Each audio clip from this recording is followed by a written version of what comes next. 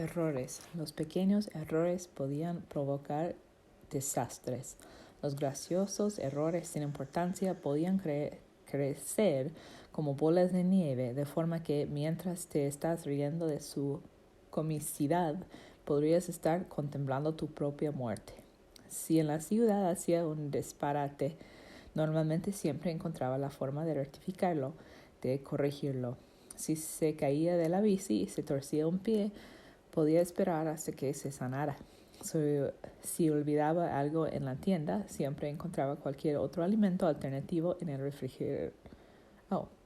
en el frigorífico. Ahora todo era diferente y más rápido, increíblemente más rápido. Si se torcía un pie ahí, podía morir de hambre antes de ser capaz de valerse de nuevo.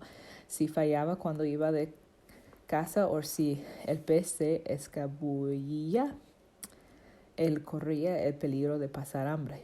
Si caía enfermo, pero enfermo de verdad, no podría dar un solo paso y no podría evitar morir de inanición.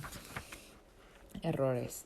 En su nueva etapa había aprendido enseguida la cosa más importante, el impulso realmente vital que movía a todas las criaturas del bosque, que el alimento lo es todo. El alimento era sencillamente la base de todo. Todos los seres del bosque, desde los insectos hasta los peces y los osos, no hacían otra cosa que buscar alimento continuamente. Esta era la gran y sencilla fuerza motriz en la naturaleza: alimentarse. Todos deben alimentarse. Pero la forma como lo aprendió por poco le costó la vida. Su segunda nueva noche, con el estómago lleno de pescado y el fuego ardiendo sin llamas en el refugio, se había dormido profundamente cuando algo extraño, dedujo más tarde que pudo haber sido el olor, lo despertó. Junto al fuego, completamente despreocupada por las brasas humeantes, completamente despreocupada por Ryan, una mofeta estaba excavando donde él había ocultado los huevos. Había un poco de luna y bajo su difusa luz nacarada pudo distinguir la poblada cola y las blancas rayas del lomo, y por poco se echó a reír.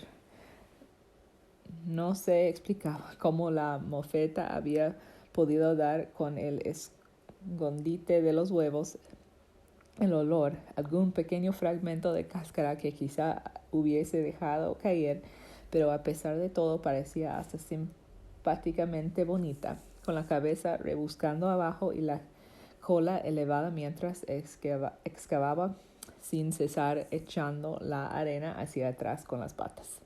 Pero aquellos huevos eran suyos y no de la mofeta, y su media sonrisa se trocó rápidamente en temor a perder su comida y, cogiendo un buen puñado de arena, se la arrojó del animal. «Lárgate de aquí».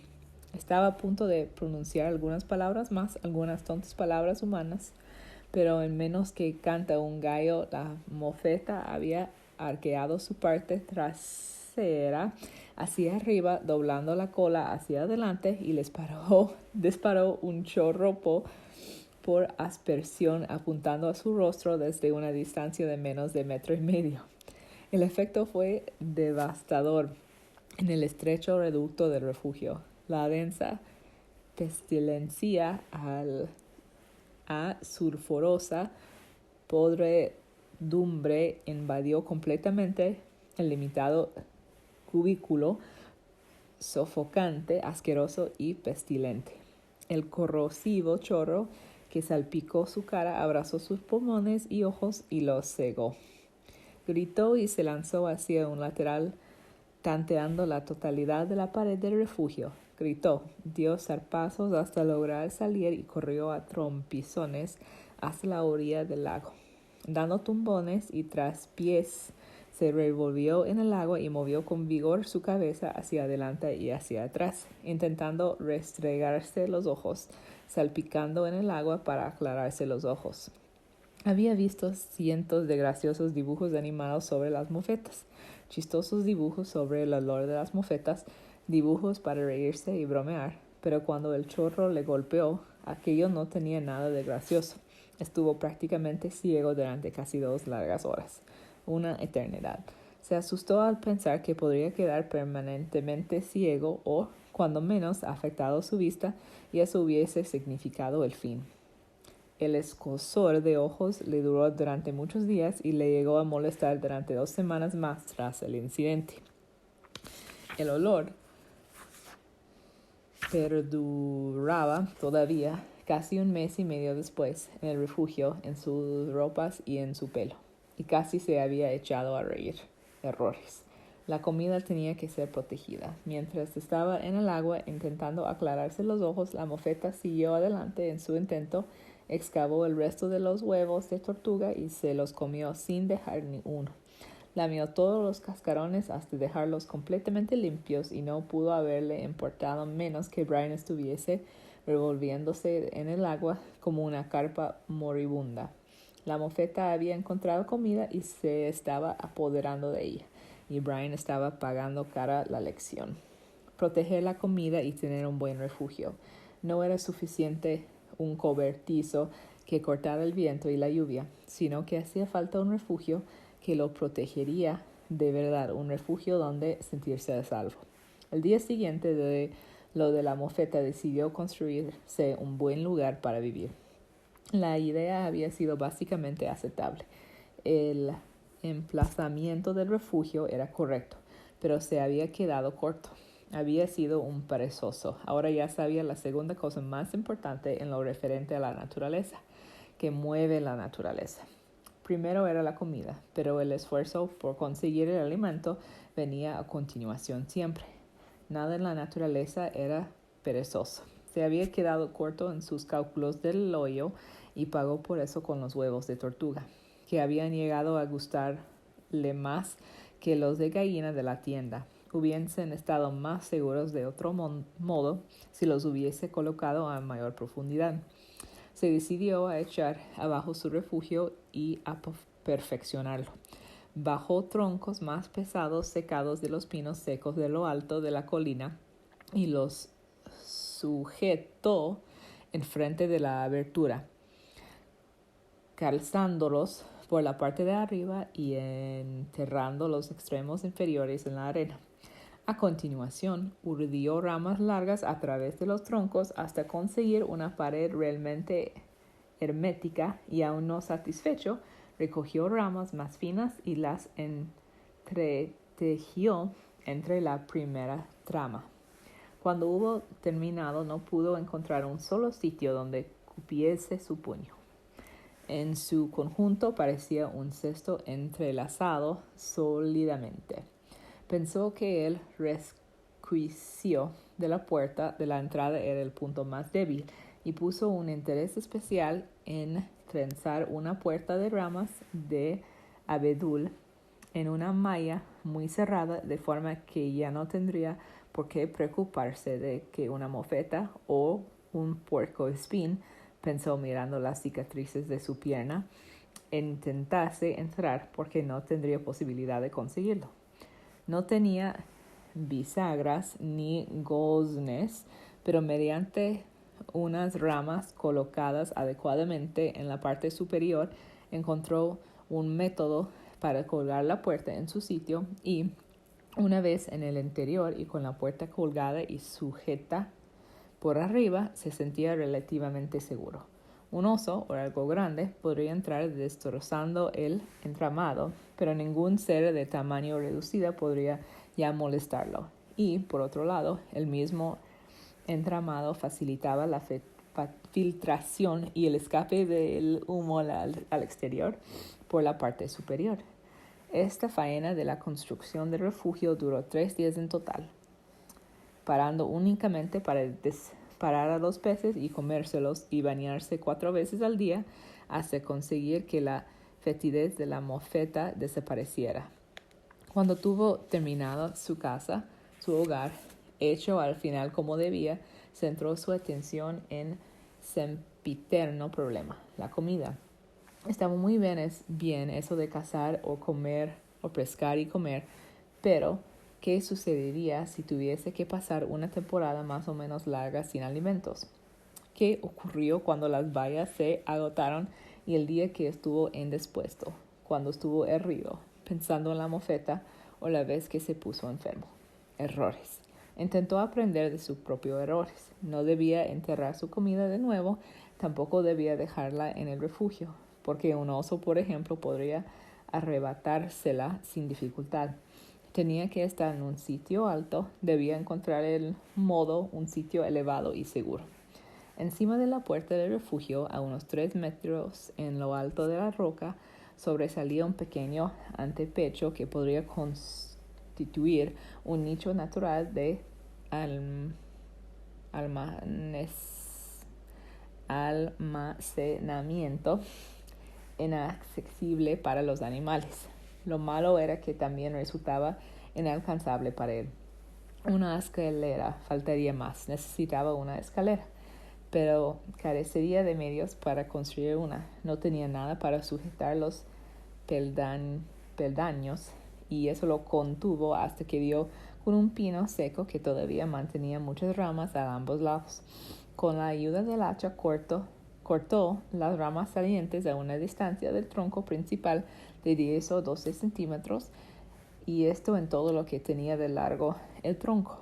Después recortó el tronco, dejándole una longitud de 3 metros, y lo arrastró camino abajo hacia el refugio.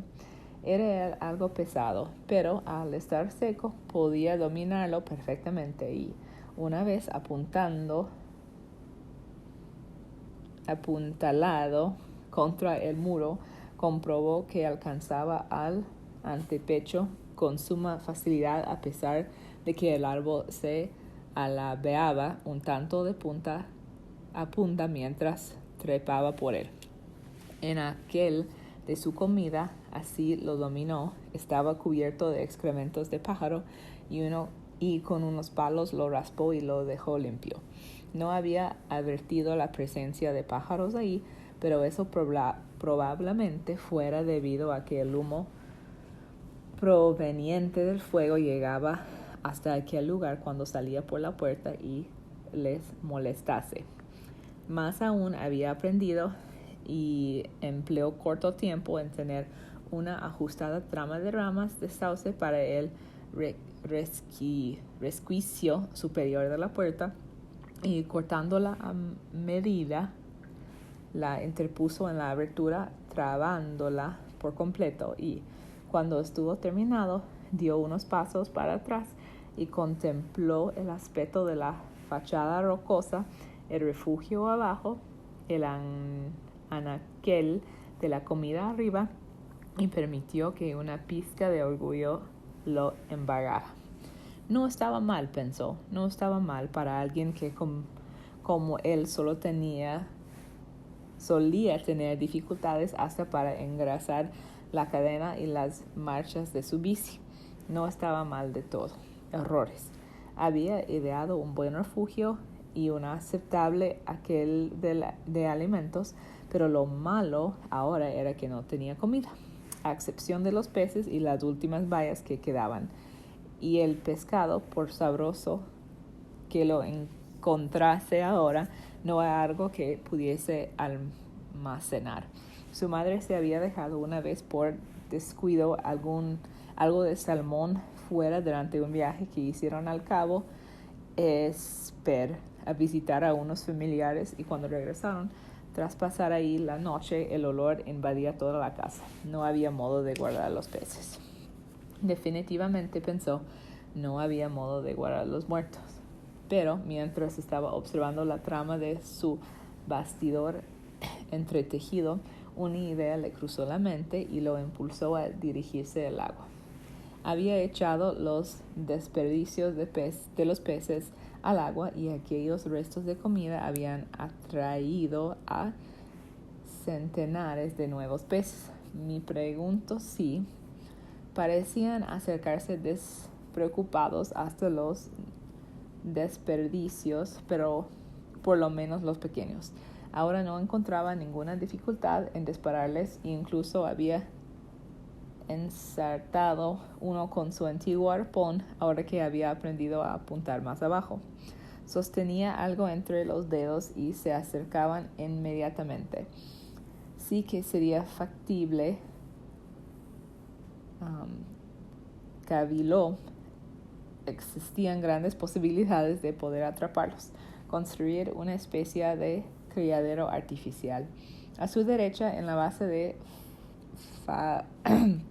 Farallón rocoso, había montones de rocas pequeñas y piedras que se habían desprendido de la roca madre y se habían precipitado abajo, despedazadas y hechas trizas. Las había de todos los tamaños, desde pedazos como un puño hasta otras tan grandes como su cabeza. Empleó un mediodía largo en acarrear piedras hasta la orilla y en cercar lo que equivalía a una diminuta coraliza para encerrar peces vivos.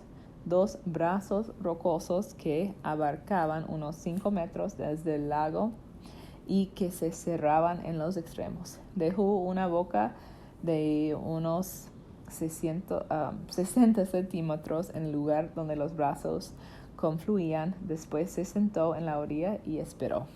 Todos los peces huyeron disparados en 1000 direcciones en cuanto inició la obra de colocación de las piedras ensambladas. Pero el montón de desperdicios, tripas, raspas y piel estaban dentro de la coraliza y el atractivo de la comida los hizo regresar. Pronto, en menos de una hora, había en el río 30 o 40 peces no muy grandes y Brian los encerró con el bastidor de malla que había tejido entrelazando pequeños mimbres de sauce. «Pescado fresco», gritó. «Se vende pescado fresco». El aprovisionamiento de pescado fresco de reserva para comer había sido un hallazgo de máxima importancia, pensó. La muerte por hambre ya no podía impedirle conciliar el sueño. Estaba intentando ahora ahorrar para el día de mañana, estaba pensando en el futuro. Entonces ignoraba que acabarían harto de pescado.